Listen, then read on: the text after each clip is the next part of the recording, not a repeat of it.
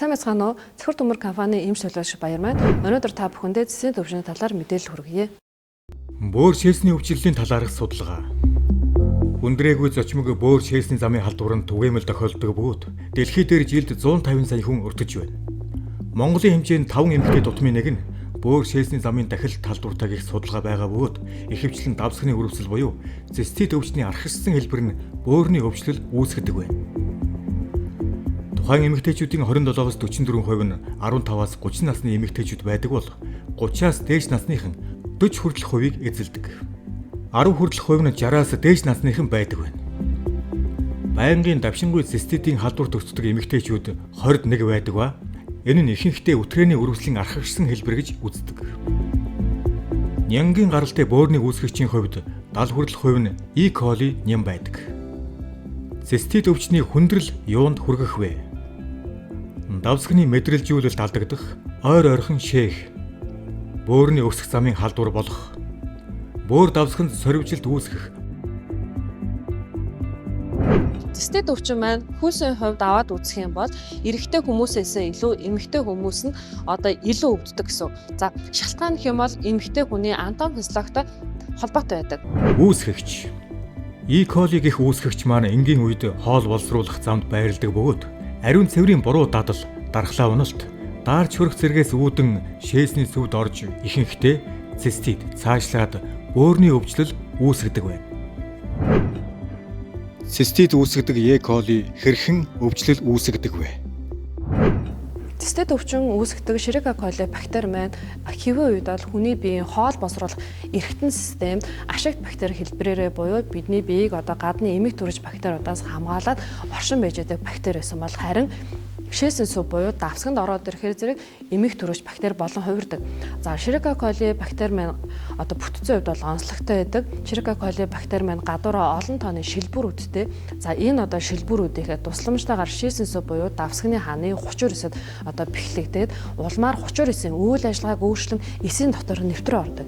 Ингээд эсийн дотор нэвтэрсэн Escherichia coli бактери маань эсээс шаардлагатай шимт хичээлийн бодисоо авахаас гадна эсийн дотор хэдэн саяараа өсөж урждаг. За ингээд тухайн эсээ бүрэн ашиглаж дуусныхаа дараа Escherichia coli бактери маань эсийн хааныг задлан шээсийн сүв буюу давсганд хэдэн сая олон тооны Escherichia coli бактери маань ерөнхийдөө гарч ирдэг гэсэн. За энэ үед нь бол циститээр өвдсөн хүнд маань ойр ойрхон шээх, цустаа шээх, дүлгэл шээх, шээсийн сүвээр шархирж өвдөх гэх мэтчлэн зовиорууд илэрдэг. За энэ үед нь бол эмчтэй үзүүлээд мэдээж хэрэг бол 7-аас 14 хоног антибиотик эмчилгээ уудаг боловч энэ маань Escherichia coli бактерийг бүрэн гүйцэд эмчилж чаддаггүй. Инхээр зэрэг тухайн хүн маань доороосоо дархлаа сулрах үед бол ахин циститээр өвдөх нөхцөл болоод ирдэг. Цистит өвчнөөр ахин дахин өвдөд ойр ойрхон өвдөд эдгээд явхаар зэрэг шээсийн сүв буюу давсганы хааны 39-д нь холбогч идээр солигдоод улмаар олон тооны сорвжилт үүсээд давсганы хаан өөрөө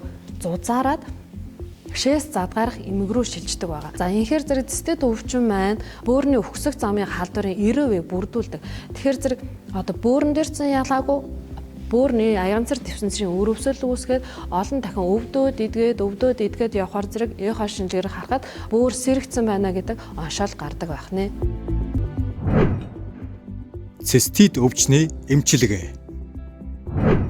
Нянгийн гаралтай бөөршөөс дамжуулах замын хурц өрөвсөлтөө үед нь эмчтэй үзүүлээд 7-аас 14 хоног л антибиотик эмчилгээ уухыг бол зөвлөдөг. Гэсэн ч энэ эмчилгээ маань Escherichia coli бактерийг бол бүрэн гүйцэд устгаж чаддаггүй. Учир нь хэм бол Escherichia coli бактери маань антибиотик болон дархлааны эсүүдээс өөрийгөө хамгаалах чадвартай байдаг. За энэ үед нь бол антибиотик эмчилгээний үр нөлөө нэмэгдүүлэх, Escherichia coli-гийн гадна талын бүрхүүлийг задлах, за Escherichia coli-гийн салстад бэхлэгдэх чадварыг сулруулах үйлчилгээтэй цистоимыг хэрэглэхийг зөвлөдөг.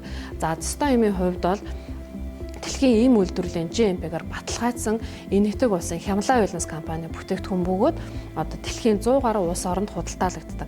За цистоим дээр нийтдээ эмнүүлзүү болон клиникийн 80 гаруй судалгааны ажил хийгдсэн байдаг бөгөөд судалгааны ажлаас та бүхэнтэй танилцуулахад жирэмсний 13-7 хоногтоос дээш буюу жирэмсний 3 сар гарантай нийт 132 ээжийг бол хамруулсан байдаг. Уг судалгааны ажлаар бол бөөр шээсийн замын халдварын өрөвслийн үед бол 80-аас 85%-аар бууруулж чадсан судалгааны ажлын үр дүн бол гарсан байдаг. Хурц үед антибиотик эмчилгээтэй хавсруулан Цистон эмээ 2 ширхгээр өдөрт 3 удаа 3 сар ууна. Ган барих зорилгоор 2 ширхгээр 2 удаа 3 сар ууна.